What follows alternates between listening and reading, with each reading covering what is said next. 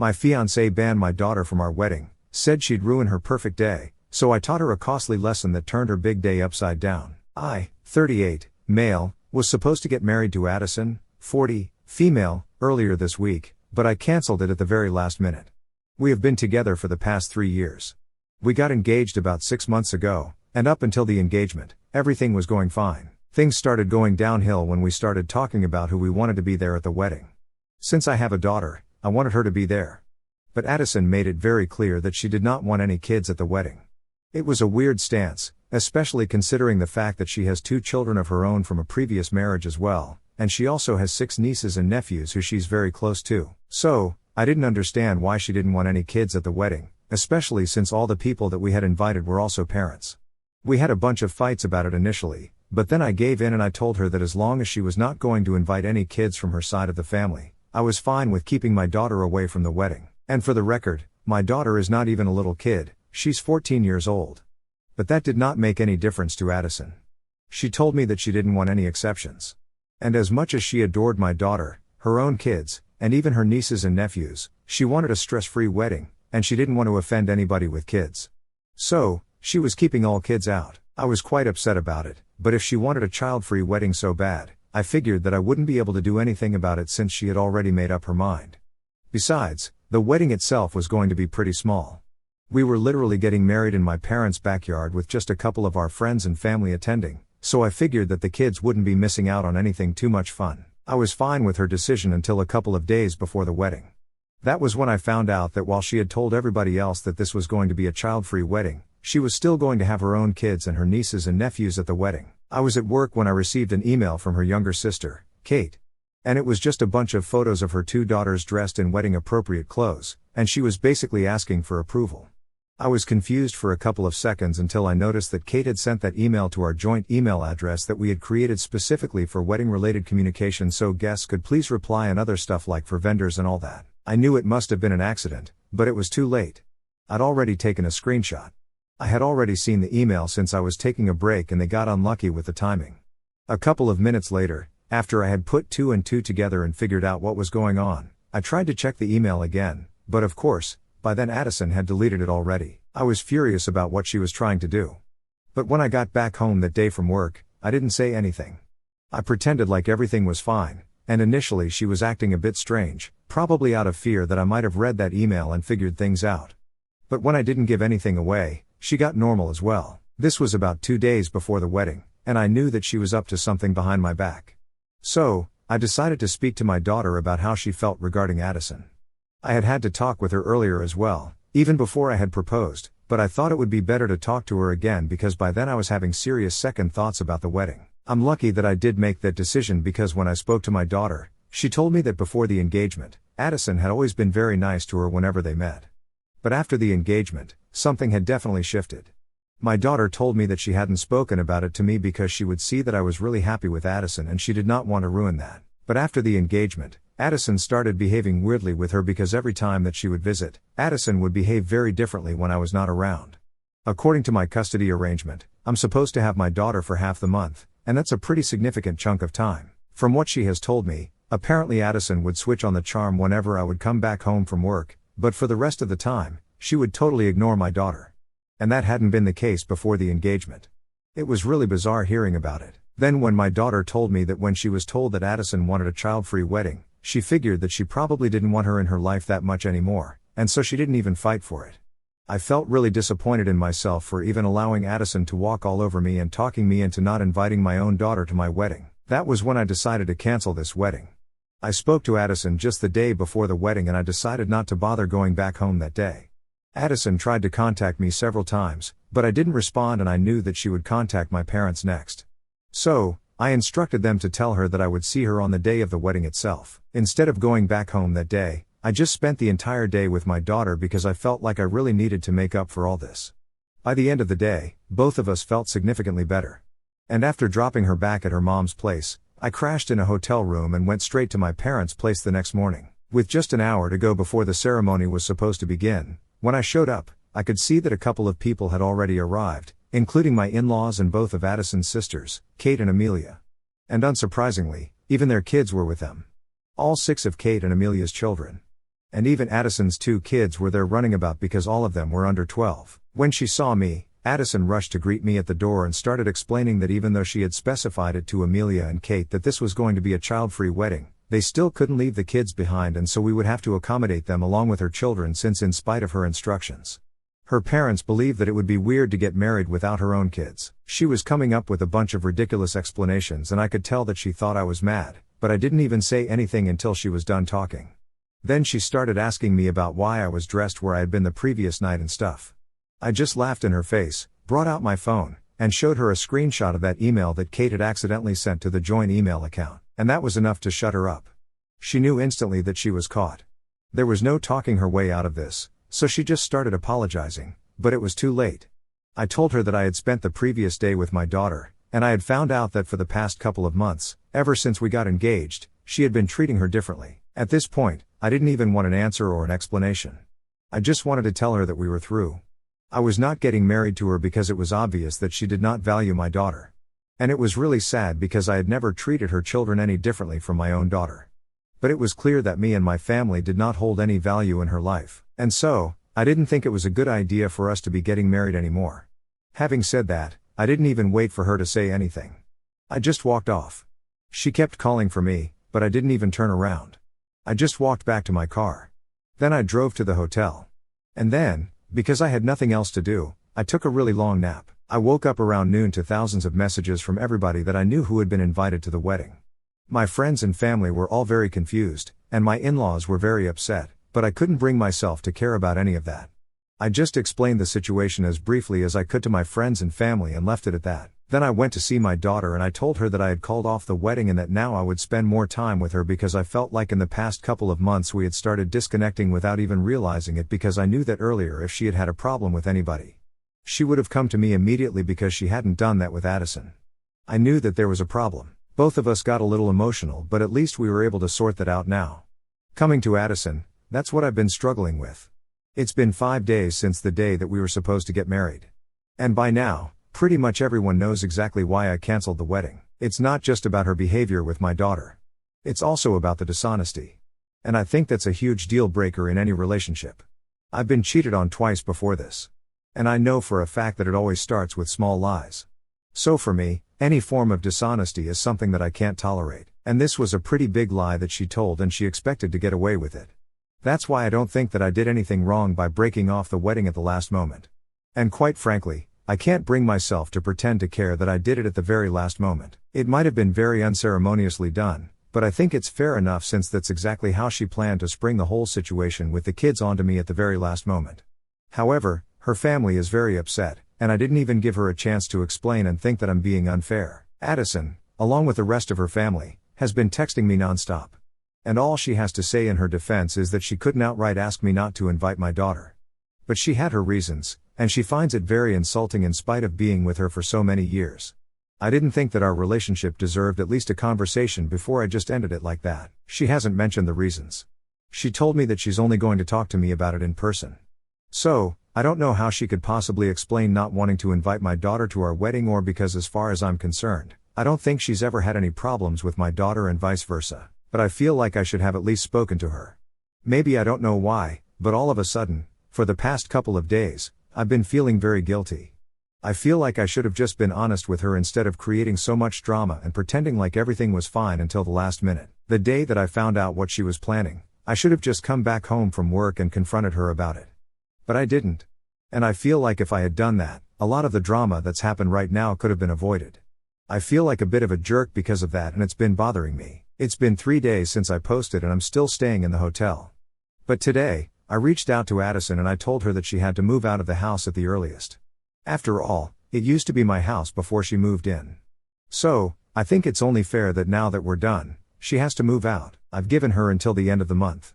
And until then, I think I'm going to crash with a friend because I don't think staying in a hotel is a feasible long-term idea.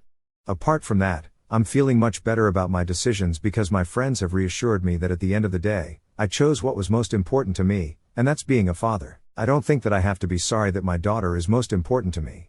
If anybody has a problem with that, they can stay out of my life. But I'm not going to be apologetic for choosing my daughter. I really don't care what Addison's reasons were. If she can't explain it to me through text, I don't think I need to hear them at all because right now I just don't want to see her at all. I've also blocked her parents and her sisters since they were clearly in on her plan the entire time and they didn't breathe a word of it to me. It's just really disappointing because I actually got along quite well with these people and I had really assimilated into their family, or at least that's what I believed before all of this happened. Anyway, so far I hadn't been responding to Addison, but last night I told her to look for a place, and I also told her that whatever reason she had for not wanting to invite my daughter, she could either explain it to me through text or she could just let it go because whatever damage had to be done, it's already been done and there's no going back from this at this point. That's all I had to say to her, and after that, she hasn't replied. For those of you who are asking, I'm sorry, but I really don't know what her reasons for suddenly becoming so different around my daughter could possibly be. I've spoken to my daughter at length about this because I'm really curious. But unfortunately, she had no idea either. When I showed her the messages and spoke about the reasons, she was just as confused as I was. And she told me that when Addison started acting differently around her, even she had been very taken aback. And she'd even tried to get the relationship back to normal in the initial stages after the engagement, but she just kept acting coldly and was pretty much indifferent to all the efforts that my daughter put in. So, if anything, Addison was the problem here from whatever I've heard from my daughter. I know a lot of kids find it very difficult to come to terms with the fact that their parents are moving on, but trust me, my daughter is not one of those kids, and she's definitely not lying about Addison. For starters, her mom and I never had been married. We had just been dating for 2 years when we had her, and we broke up when our daughter was just 3 years old. So, she barely even remembers us being together. On top of that, my ex has been married for the past 5 years as well. I know for a fact that my decision to move on and get married to Addison did not bother my daughter at all. And like I said, they used to have a good relationship until recently. And I'm not claiming that my daughter is a perfect little angel. Though in my eyes, she might be. But I know she's not a liar. And least of all about things like this. She knows how much I value honesty and transparency above all in my loved ones. So I truly don't believe that my daughter might be lying to me about Addison. Anyway, it doesn't really matter because I don't think that Addison is going to come clean to me about whatever her reasons were because it's been several hours since I texted her and she still hasn't replied. And usually, she's always on her phone.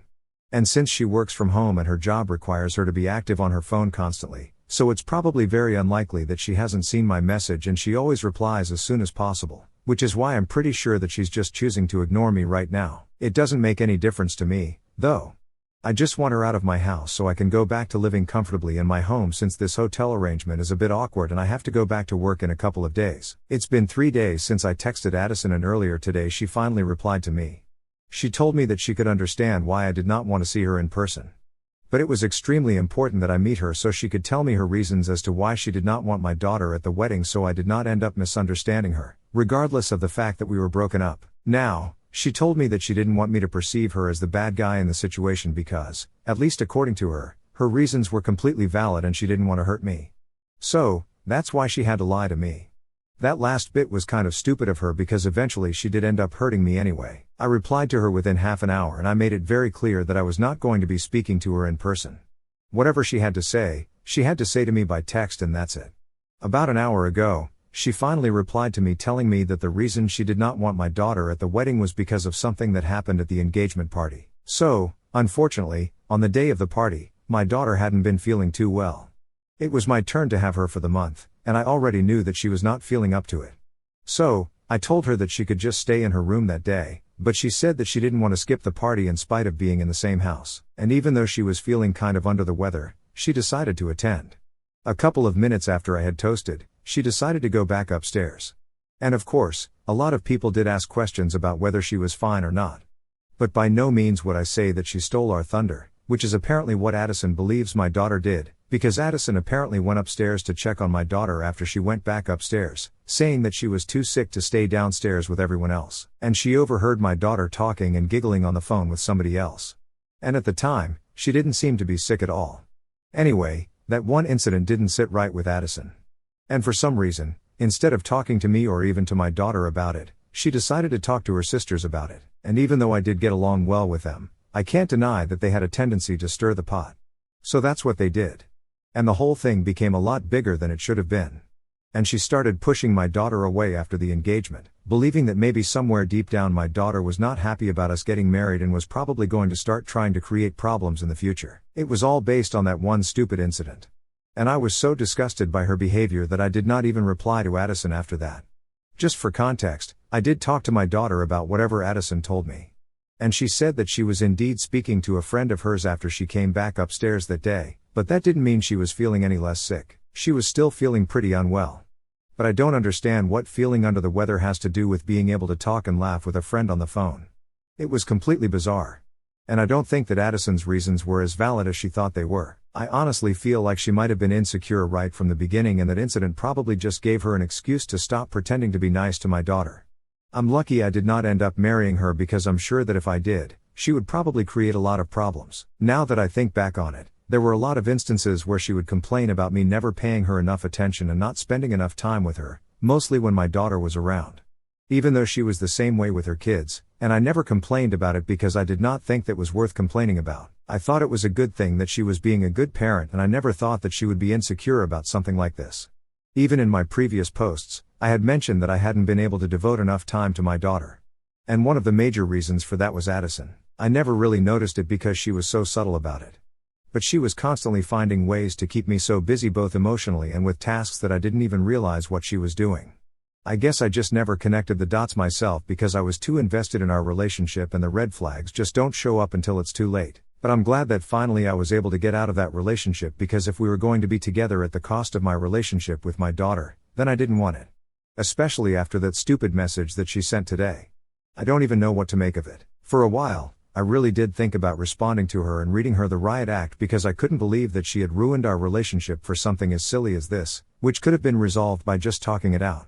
But then I decided against it because it's really not worth the trouble. I would much rather just ignore her until it's time to finally see her again. And it's probably going to be pretty soon, because I need to get back to work. And for that, I need my work clothes. So, I'm going to have to go back home to collect that. I just hope that she finds a place to stay soon, because even though I've spoken to a couple of my friends and all of them are more than willing to let me stay with them.